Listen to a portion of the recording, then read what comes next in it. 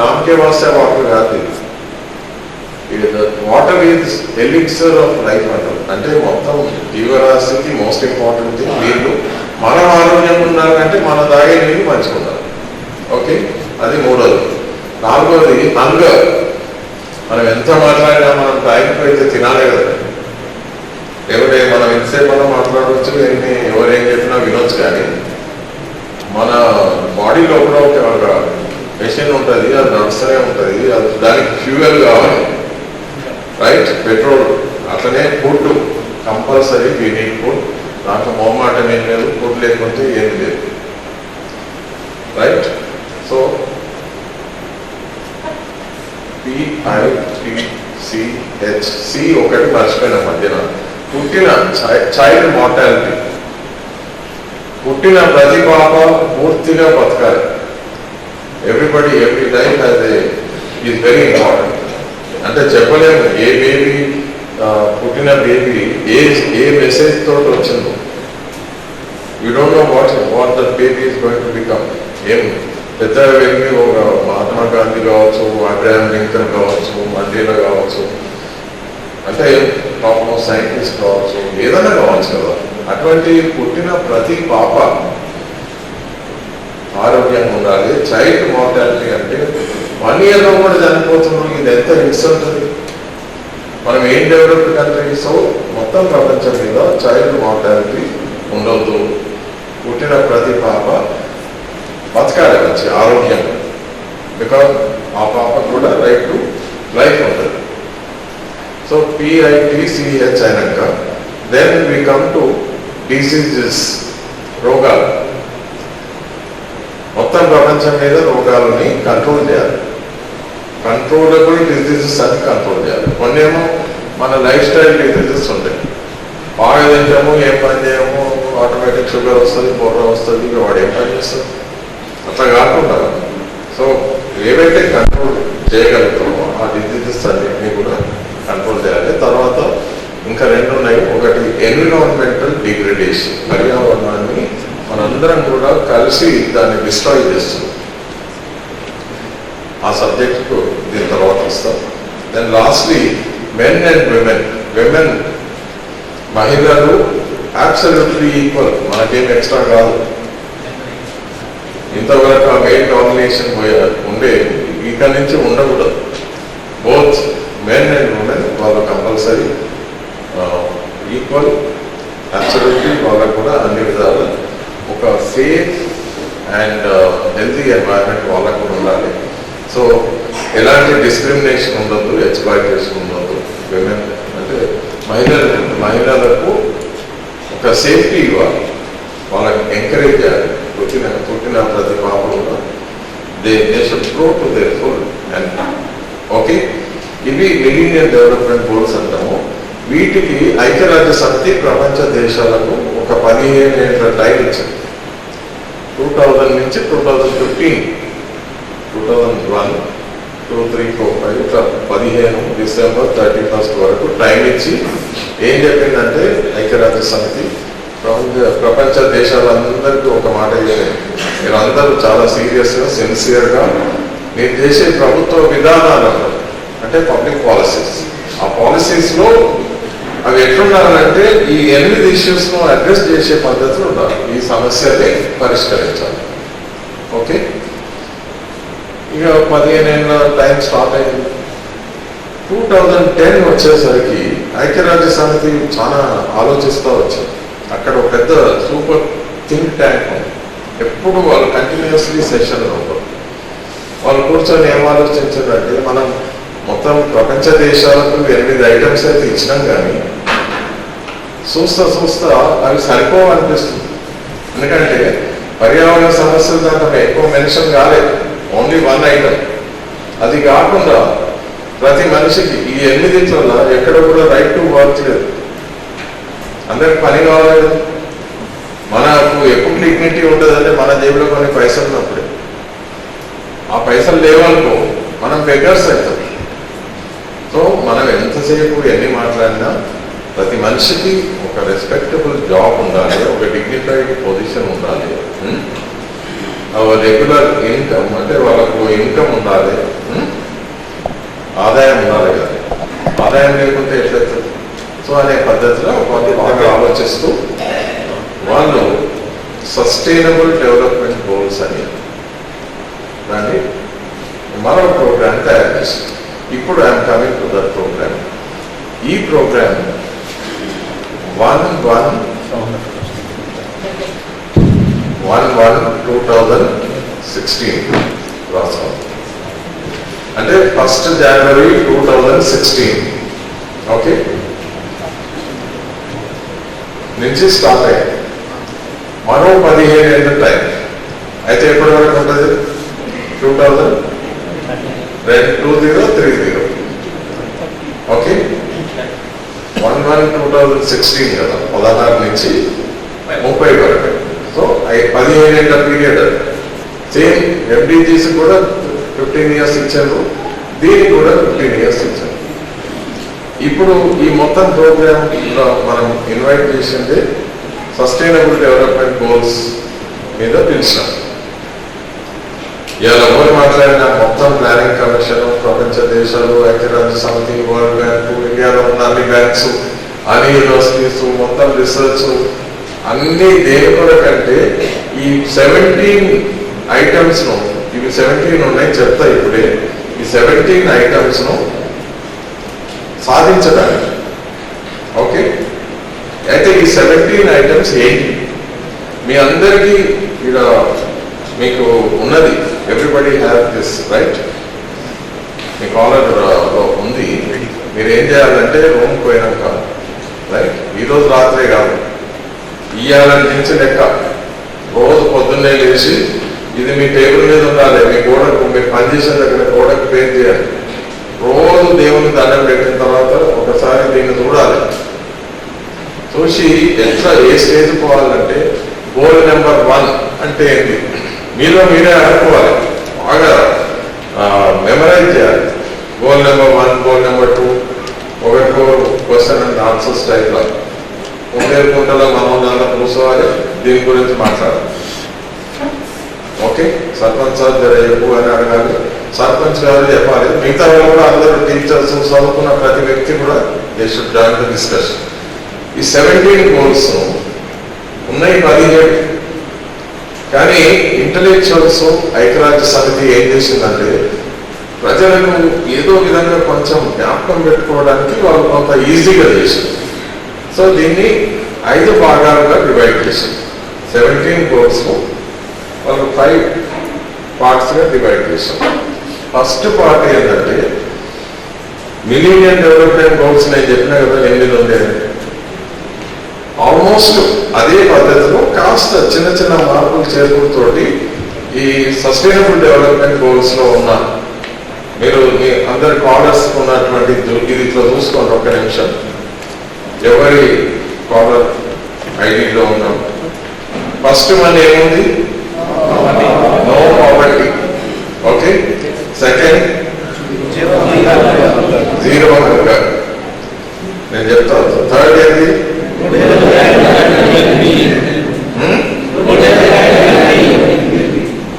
అంటే health, good living and తర్వాత wellbeing. Wellbeing అంటే హెల్త్, ఆరోగ్యం. తర్వాత ఫోర్త్ వన్ క్వాలిటీ ఎడ్యుకేషన్. ఈ వర్డ్ క్వాలిటీ మర్చిపోవద్దు. నామకే వస్తే ఏదో నామ మాత్రంగా ఎడ్యుకేషన్ కాదు. మనం సిన్సియర్ గా ఆనెస్ట్ గా చదవాలి. మన టీచర్లు కూడా అంతే కమిటెడ్ గా చెప్పాలి. మనం చదివే బుక్ మనం ఏం తెలుసు ultimately we are what we eat. మనం ఏం తింటామో అదే మనం. అట్లనే మనం ఏం వింటామో మనకు చెప్పే టీచర్స్ కూడా వాళ్ళు బాగా స్టడీ చేసి వచ్చి ప్రజలకు ఆ సబ్జెక్టు ఉన్నట్టుగా చెప్పాలి. వాళ్ళ సొంత పురాణం కాదు. A teacher should be honest to the core. Education should be దాని క్వాలిటీ హైయెస్ట్ టైంలో ఉండాలి. అక్కడ ఎలాంటి కాంప్రమైజ్ కాదు. స్టూడెంట్స్ కూడా మీరు గైడ్స్ చదవకూడదు. Physics made easy, chemistry made easy అవన్నీ కావు.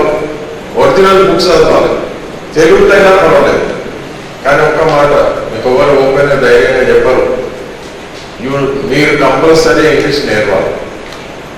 ఎందుకు తెలుసా? మనం ఇప్పుడున్న సిచ్యువేషన్లో ఇండియాలో ఉన్న యూత్ పవర్ వరల్డ్ ఎక్కడ లేదు. మనకు వరల్డ్స్ యంగెస్ట్ పాపులేషన్ ఇది. అవును కదా, మీ అందరూ తెలుసు కదా.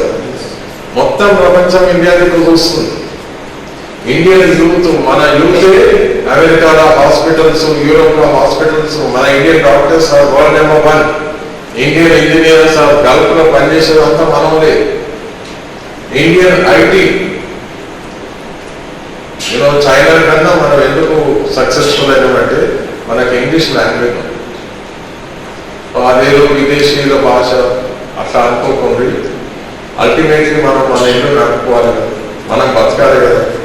ఒక గ్లోబల్ కాంపిటీషన్లో మనం సర్వైవ్ కావాలి కదా. దాంట్లో ఇది ఫారిన్ లాంగ్వేజ్ అనేది అనుకునే పద్ధతి లేదు. ఇండియాకు ఉన్న స్ట్రెంగ్త్ అది, దాన్ని పోగొట్టుకోవద్దు. ఈరోజు మనకి ఇంగ్లీష్ మీడియం స్కూల్స్ చాలా ఇంపార్టెంట్. పిల్లలందరూ మంచిగా కంపల్సరీ పేరెంట్స్ పంపాలి.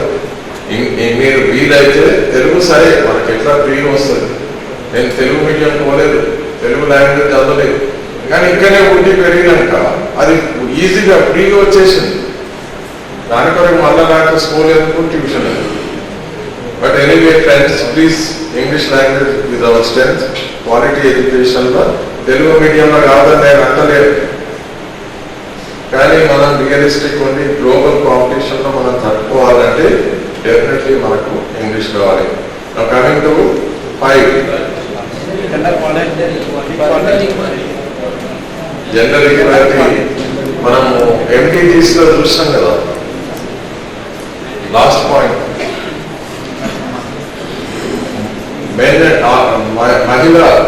మహిళలకు మనం రెస్పెక్ట్ ఇవ్వాలి, వాళ్ళకి ఈక్వల్ ఆపర్చునిటీ ఇవ్వాలి, వాళ్ళని ఎవరు ఎక్స్ప్లాయిట్. ఇప్పుడు ఎవరైనా ఒక అమ్మాయిని ఏడ్పిస్తున్నారంటే మీరు ఇన్ని సినిమాలు చూస్తే ఒక హీరో పోయి ఆపాలి, ఏమైతుంది? మనకేం లేదు, మనకేమంటే ఆ అమ్మాయి ఎవరి పాపనన్నా కావచ్చు, ఎవరి చెల్లెలన్నా కావచ్చు, అక్కడన్నా కావచ్చు. కనుక మనం సొసైటీలో ఒక విజిలెంట్ ఉంది. ప్రతి మహిళకు మిగతా వాళ్ళందరూ కూడా వాళ్ళు అంటే అవసరం లేకుంటే పోవద్దు, కానీ ఎవరైనా సంబడి ఎక్స్ప్లాయిటింగ్ ఆర్ టీజింగ్ అంటే కంపల్సరీ మీరు పోవాలి, వాళ్ళని క్వశ్చన్ చేయాలి, అటువంటి పిచ్చి పనులు చేయాలని వాళ్ళకి చెప్పాలి. And we have to give protection, absolute equality, ఎలాంటి డిస్క్రిమినేషన్ లేదు. We have to respect women and let us be very clear on it. Then we come to clean water. Goal number 6 చాలా ఇంపార్టెంట్. సస్టైనబుల్ డెవలప్మెంట్ గోల్స్ లో goal number 6 అది నీటికి సంబంధించినటువంటి సమస్య. ఒక విషయం పర్టికులర్లీ రంగారెడ్డి పాలము మనకు ఇరిగేషన్ కాలువలు వస్తాయనేది డౌట్. అంటే నేను ఆ సబ్జెక్ట్ మీద చాలా వర్క్ చేసిన వ్యక్తిగా చెప్తున్నాను. నల్గొండ జలసాధన మూవ్మెంట్స్, కలవృత్తి ఎత్తిపోతున్న పథకాలు అవన్నీ వర్క్ చేసి సాధించుకున్నాం. కానీ కేవలం ఇరిగేషన్ ప్రాజెక్ట్స్ తోటి ఈ సాల్వ్ కాదు. మన ఊళ్ళలో పడ్డ వర్షపు నీళ్ళు మనం ఏం చేయాలి? మన బాధ్యత. ఎక్కడ పడ్డ నీటి నాకనే ఇక్కడ చూశారు కదా ఈరోజు రెయిన్ వాటర్ హార్వెస్టింగ్, అది చాలా ఇంపార్టెంట్. మీరు దయచేసి మీరందరూ కూడా యాక్టివిస్ట్గా మారాలి. అన్నా హజారే స్ఫూర్తి, రైట్? దట్ స్టోరీ మళ్ళీ మనం మాట్లాడదాం తర్వాత. Then we come to sustainable renewable energy, electricity. ఎంతసేపు థర్మల్ పవర్ ప్లాంట్స్ నుంచి వచ్చిన ఎలక్ట్రిసిటీ అని అనుకోకుండా మన ఎలక్ట్రిసిటీ మనం వీలైనంత వరకు సోలార్, బయో చాలా ఉన్నాయి. దాంట్లో చాలా ఆపర్చునిటీస్ ఉన్నాయి. మీరందరూ దయచేసి ఆ సబ్జెక్ట్తో కనెక్ట్ అయితే యంగ్స్టర్స్ ఎక్కువ తిట్టుకుంటూ ఉండకుండా, సార్ మాకు జాబ్ లేదు, జాబ్ ఏంటి, కోటి జాబ్, మీరే 100 మందికి జాబ్స్ ఇస్తారు. కాకపోతే మీకు ఆ లీడర్షిప్ క్వాలిటీస్ కావాలి, మీకు ఆ కాన్ఫిడెన్స్ కావాలి అంతే. సోలార్ ఎనర్జీ మీద పనిచేస్తుంటే ఎవరు చాలా ఇప్పుడు యంగ్స్టర్స్ చాలా మంది టేకప్ చేశారు. మీరు కూడా టేకప్ చేయండి. అట్నే electricity is very important and I request all of you to connect. Goal number 8 ఏంటంటే ప్రతి మనిషికి ఒక జాబ్ ఉండాలి. అంటే అది గవర్నమెంట్ జాబ్, ప్రైవేట్ జాబ్ అని కాదు, సెల్ఫ్ ఎంప్లాయిడ్ కూడా కావచ్చు. అంటే దాని అర్థం ఏంటంటే decent work for everyone and growth. Goal number 8, decent work and economic growth. ఇలా ఎకనామిక్ గ్రోత్ అనే పదం ఫ్రెండ్స్, ఇప్పుడు మనం ఏం చేస్తాం, రోజంతా మన మన పనుల మీద పోయి మళ్ళీ ఇంటికి పోతాం కదా సాయంత్రం. పోయినాక తెలిసే టీవీ, అప్పుడు మీరు ఆ టీవీ సీరియల్ అవన్నీ అవుతుంది. మీ టైం చాలా కాస్ట్లీ. ఇక సీరియల్ చూసేది అవన్నీ మరిపోగా మీరు అనుకోవాలి, మీ ఇంట్లో మమ్మీ, డాడీ, అమ్మ, నాన్న, అక్క, చెల్లెలు అందరితో కూర్చొని ఇక సీరియల్స్ లేవు. చాలా సీరియస్గా చెప్తారు. మీది ఎంత వాల్యుబుల్ కాస్ట్లీ టైం. ఆ సీరియల్ పోతే మనం ఏం బాగుపడుతుంది చెప్పు, అవునా కాదా? చెప్పండి. No no serials, right? అయితే ఇక్కడ ఇష్యూ ఏంటంటే వాట్ ఈస్ గ్రోత్. మీరు టీవీ ప్రోగ్రామ్ చూడాలి, ఎకనామిక్ డెవలప్మెంట్ గురించి అన్ని ఇంగ్లీష్ ఛానల్స్, తెలుగు ఛానల్స్లో డిస్కషన్స్ అయితే, రైట్? అవి ఫాలో కాదు. వాళ్ళు చెప్పిందే మీరు నమ్మకుండా, కానీ వినరు. వాళ్ళు మిమ్మల్ని మిస్లీడ్ చేయవచ్చు. బట్ డోంట్ బి, అంటే వాళ్ళు చెప్పిందంతా కరెక్టే అనుకొని మీరు అట్లా కూడా అనుకోవద్దు. అసలు గ్రోత్ అనే పదం మీద ఒక ఎగ్జాంపుల్ చెప్తాను. మనము రోజు సాయంత్రం సపోజ్ 9 o'clock తర్వాత ఓ పెద్ద ఏది ఎన్డీటీవీలో 24/7 డిస్కషన్ అవుతుంది. ఆ డిస్కషన్లో ఇండియా, భారతదేశం డెవలప్ అవుతుంది, 7% గ్రోత్ రేట్, 8% అంటారు, ఒకసారి 9 దాకా పోతుంది, ఇంతకుముందు ఒకసారి 10 పోయింది అని. ఆ రాత్రి మంచిగా అనిపిస్తుంది, అరే దేశం అంతా డెవలప్ అవుతుందని మనం మంచిగా పండుకుంటాం, హ్యాపీగా మంచిగా పండుకోనికి అది మనకు వస్తుంది. ఎందుకంటే ఇక పరేషానీ లేదు కదా, అందరం డెవలప్ అవుతుంది. కానీ వాళ్ళ యొక్క గ్రోత్ రేట్ క్యాలిక్యులేషన్స్లో, దాని గ్రోత్ రేట్ లెక్కలల్లా ఎక్కడ కూడా న్యాచురల్ రిసోర్స్ డిప్లీషన్ గురించి మాట్లాడారు. సహజ వనరుల తరుగుదల గురించి వాళ్ళు ఎప్పుడు చెప్పారు. సహజ వనరుల తరుగుదలను మనం పరిగణలోకి తీసుకుంటే గ్రోత్ రేట్ నెగటివ్ ఉంటుంది, మైనస్గా ఉంటుంది, పాజిటివ్గా ఉండదు. ఇంపాసిబుల్. ఏమున్నది చెప్పియాలా? మన అడవులన్నీ పోయినాయా లేదా? శ్రీశైలం పోతుంటే ఒకప్పుడు ఎట్లుండేది, ఎంత దట్టంగా ఉండేది, ఇలా మొత్తం కుల్లా అయిపోయింది. ఫారెస్ట్ డిపార్ట్మెంట్ వాళ్ళే, కాంట్రాక్టర్స్, ఆఫీషియల్స్, రెవెన్యూ వాళ్ళు, పోలీసు వాళ్ళు అందరు కలిసి లోకల్ పాలిటీషియన్స్, రౌడీస్, ఎవరికి దొరికిన చెట్టు వాడు కొట్టేసాడు. ప్రజలు వాడిగా మాకు సంబంధం లేదని ప్రజలు పట్టించుకోలేదు. అడవులన్నీ ఖతమైంది.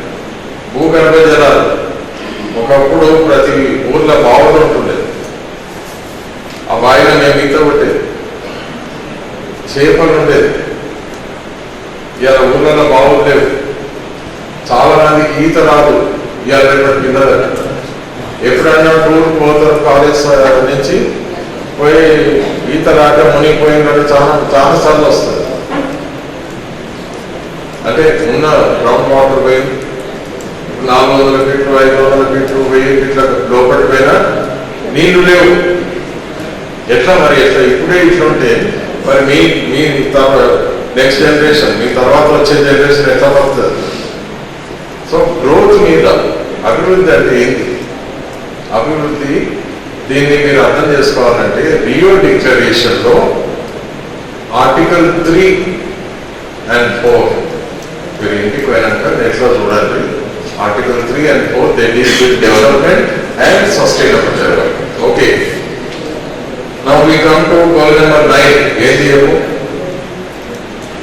Industry innovation.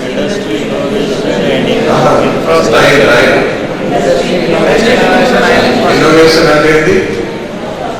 నూతనత్వం.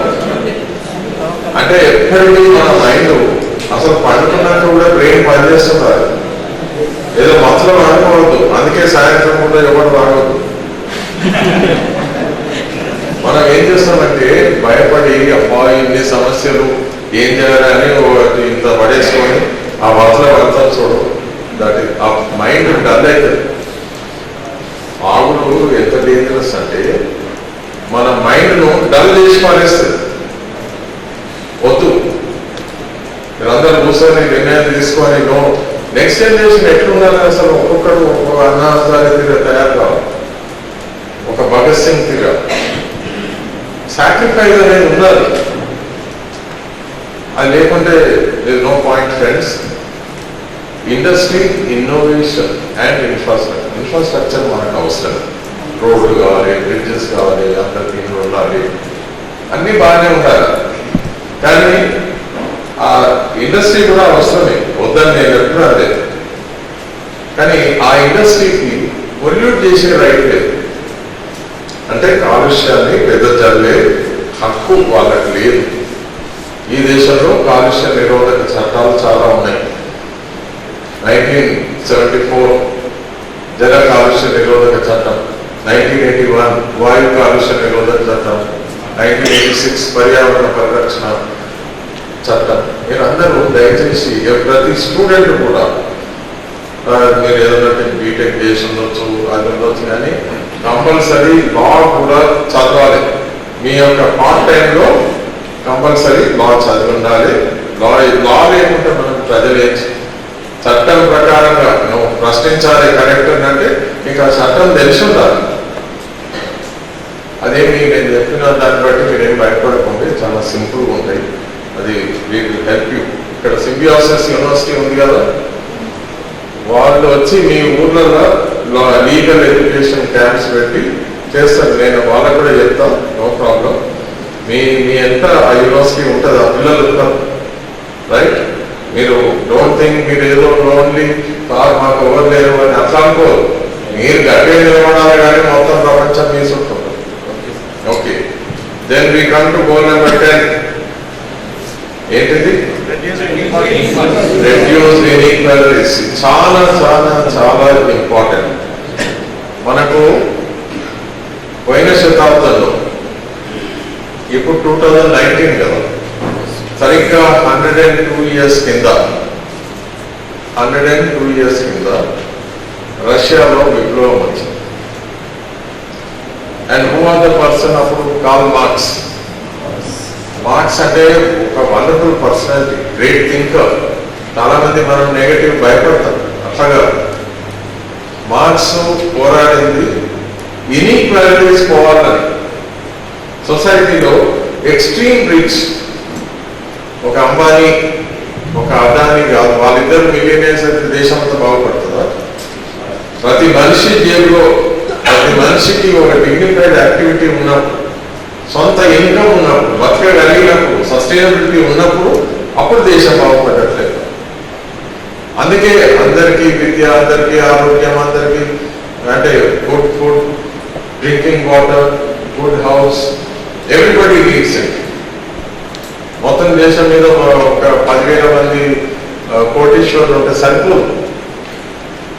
అండ్ అట్లా కాకూడదు కూడా. కాన్స్టిట్యూషన్ ఆఫ్ ఇండియా చాలా క్లియర్గా చెప్తుంది, it should not lead to concentration. అంటే డబ్బంతా కొందరి చేతులలో ఉండవద్దు, అందరికీ చెందాల్సింది కొందరికి ఉండాలి, అది తప్పది. కనుక ఉన్న వాళ్లకు లేని వాళ్లకు మధ్య ఉండే గ్యాప్ తగ్గాలి. సీరియస్ దాని గురించి కూడా మనం మాట్లాడదాం. Then we come to goal number 11. Friends, ఈ పాయింట్ చాలా ఇంపార్టెంట్ రాబోయే రోజులలో. ఎందుకంటే నేను పుట్టింది హైదరాబాద్, పెరిగింది అక్కడే పనిచేస్తున్నాడు. ఇక్కడ మొన్న షాద్నగర్ అవుట్లో ఓ మామిడి తోట ఉంటాను. సో ఇప్పుడు నేను పాలమూరు జిల్లాకు వచ్చాను. సో నేను పాలమూరి, అవునా? ఎస్, పాలమూరు కష్టజీవులు. అయితే ఇండియాలో ఉన్న ప్రాజెక్టులన్నీ పాలమూరులోనే కదా అని వీళ్ళు బాగా రాబోయే రోజుల్లో వీళ్ళ ఇంపార్టెన్స్ పెరుగుతుందని మన జిల్లాను డివైడ్ చేశాం. ఎటు కాకుండా చేశాం. వనపర్తి, గద్వాల్, ఇప్పుడు అన్యాయం మనది. ఎంత మంచి జిల్లా. సరే, అది అట్లా కాస్త పక్కకు పెడితే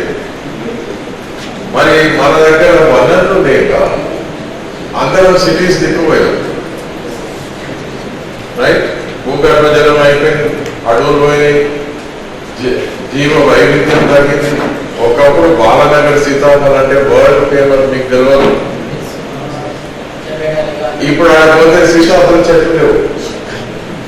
ఆ చెట్లను కూడా కొట్టేసి ఎట్లా బతుకుతాము, ఏంటి అసలు బాగా ఆలోచన చేయాలి ఫ్రెండ్స్.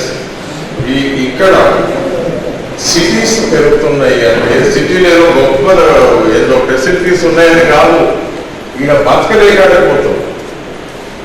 సో ఏదైనా ఒక సిటీ డెవలప్ కావడానికి రెండు కారణాలు ఉన్నాయి. ఒకటి పుల్ ఫ్యాక్టర్స్ అంటాం. పుల్ అంటే ఆ సిటీలో ఆకర్షణ చాలా ఎక్కువ ఉంది, అందరినీ అట్రాక్ట్ చేయడం అంటారు.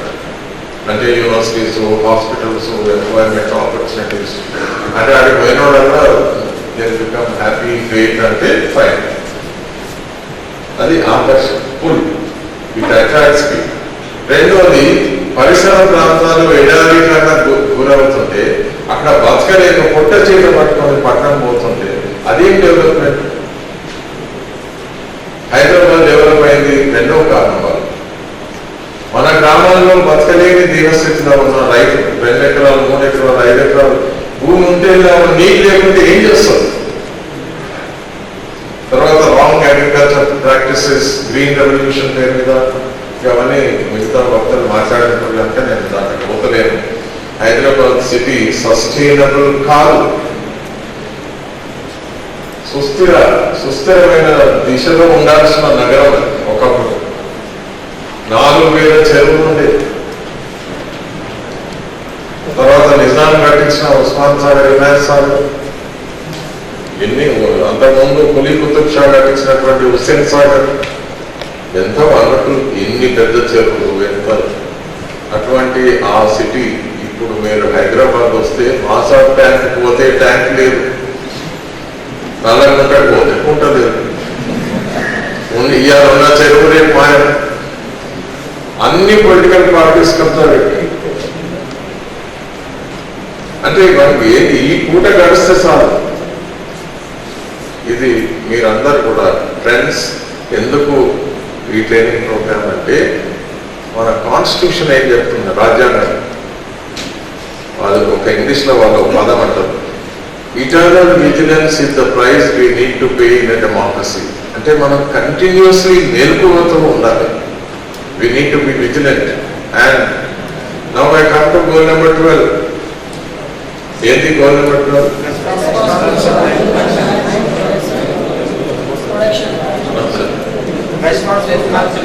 Responsible. ఒక పాయింట్ ఇక్కడ friends, I request all of you to, మీరు అందరు దయచేసి మహాత్మా గాంధీని అనుకోవాలి. ఆయన ఏమన్నాడంటే మోస్ట్ ఇంపార్టెంట్, ఆయన ఒక సేమ్, ప్రకృతిలో మనందరి అవసరాలను తీర్చగల స్తోమత ప్రకృతిలో, కానీ కొద్ది మంది అత్యాశను తీర్చే స్తోమత ప్రకృతికి ఉండలేదు. ఎందుకంటే అత్యాశకు లిమిట్ ఉండదు, అవసరాలకు లిమిట్స్ ఉంటాయి, కానీ అత్యాశకు ఏముంటుంది, greed. There is no limit to greed. మీరు దయచేసి జేబులో పైసలు ఉన్నాయని, ఏటీఎం కార్డు ఉంది, బ్యాంకులో కొన్ని పైసలు ఉన్నాయని మార్కెట్ పోయి అదే పనిగా కొనకుండా, నీకు అవసరం ఉంటేనే కొన, మీ అవసరాలు తీరాలి. కానీ ఉన్న వస్తువులన్నీ మా ఇంటినే ఉండాలంటే అర్థం. ఆడ ఇంటికి తెచ్చుకొని ఏం చేస్తారు, వాడలేక అవన్నీ ఖరాబ్ అవుతాయి. Okay friends, we go to goal number 13. ఇది క్లైమేట్. ఇది goal number 1 subject for all the ఇక్కడ ఉన్న యంగ్స్టర్స్. ఇప్పుడు దాన్ని చదువుకునేటువంటి పిల్లలందరి కొరకు దయచేసి మీరు ఈ సబ్జెక్ట్ కు కనెక్ట్ కాదు. భూమండల టెంపరేచర్స్ పెరుగుతున్నాయి, పరిస్థితి ఎంతో దారుణంగా ఉందంటే ఉత్తర ధ్రువం దగ్గర మీరు టీవీలో చూస్తుండొచ్చు, మంచు కలుగుతుంది. ఆ కరువు మామూలు కరువు కాదు, ఇట్స్ కేవింగ్ ఇన్ అంటాం, చాలా ఫాస్ట్ గా. అసలు ఇంకొక 4 years 5 years ఏమైతుందో తెలియలేని పరిస్థితి. ఇది చాలా సీరియస్ సబ్జెక్టు. ఎందుకు మన ధరిత్రి టెంపరేచర్స్ పెరుగుతున్నాయి, ఏం కదా అది మీరు గ్లోబల్ వార్మింగ్ కింద carbon dioxide, greenhouse gases. I request all of you to connect. Then 14 నీళ్ళలో పడితే లైఫ్ అంటే రివర్, నదులలో, చెరువులలో, డ్యామ్లలో, సముద్రంలో ఉండే జీవరాశి, జీవ వైవిధ్యం కేవలం చేపలు కాదు, అక్కడ ఉండేటువంటి మ్యాంగ్రోవ్స్, కోరల్స్ కానించి మొదలు పెడితే అంతులేని ఎన్ని millions of varieties in the ocean. కానీ ఇప్పుడు అది ద హోల్ ఆ సముద్రంలో పరిస్థితి ఎంతో దారుణంగా ఉందంటే, సముద్రం అడుగు అంటారు కదా, ఒక స్క్వేర్ మీటర్ ఏరియాలో 3 ప్లాస్టిక్ పీసెస్ ఉన్నాయి సముద్రం అడుగున. అంటే యావరేజ్ గా అంత అన్ని ప్లాస్టిక్ పీసెస్ మనం డంప్ చేస్తున్నాం. Because we are irresponsible. రేపు గురించి ఈ పూట గడిస్తే చాలు, అంత దరిద్రంగా మనం తయారైన కనుక. అదేవిధంగా లైఫ్ ఆన్ ల్యాండ్, అడుగులాన్ని కొట్టేస్తున్నాం జీవ వైవిధ్యం. మొన్నటికి 2 పురులు, కేవలం పురులు కాదు, మొత్తం అడవిలో ఉండే టోటల్ లైఫ్ గురించి మాట్లాడుతున్నాం. చెట్లు, చేమలు, గడ్డి, ఆకు, ఫంగస్, వాట్ ఏ వండర్ఫుల్ అడవి. అడవి అంటేనే మొత్తం whole, it's nothing but life. కానీ వాటిని మనం డిస్ట్రాయ్ చేయడం వల్ల రాబోయే తరాలకు it's going to be very very difficult friends. We come to goal number 16. ఇది మోస్ట్ ఇంపార్టెంట్. ఇది అన్నిటికన్నా అంటే the soul of sustainable development goals ఏంటంటే, నెంబర్ 1 ఏం చెప్పండి, గోల్ 16 మీరు బ్రహ్మాస్త్రం. ఇది మనసులో ఇది చదువుకొని అక్షరాన్ని యాడ్ చేసుకొని పనిచేయాలి. సింపుల్. ప్రపంచంలో శాంతి చదవాలి, peace, justice and strong institution. ఎవరి దయాదాక్షిణ్యం మీద నడవద్దు. ఈ రాజ్యాంగం అంతా ఫస్ట్ 3 సెంటెన్సెస్ ఏంటి, we the people. Whether it is the chief minister, prime minister, collector, ఎవరైనా public servants. Okay, you are the public, you are the bosses. మిగతా విషయాలు హర్ష చెప్తాడు. లాస్ట్ ఏంటంటే పార్ట్నర్షిప్స్. మనందరం చేయగలుగుతాం, మనందరం కలిస్తేనే ఇది సాధించుకోగలం. అవునా? టైం లేదు, మనందరం ఈ భూమండలం పైనే ఉన్నాం. వాళ్ళు ఎప్పుడో కలుస్తాం. అంతవరకు సెలవు.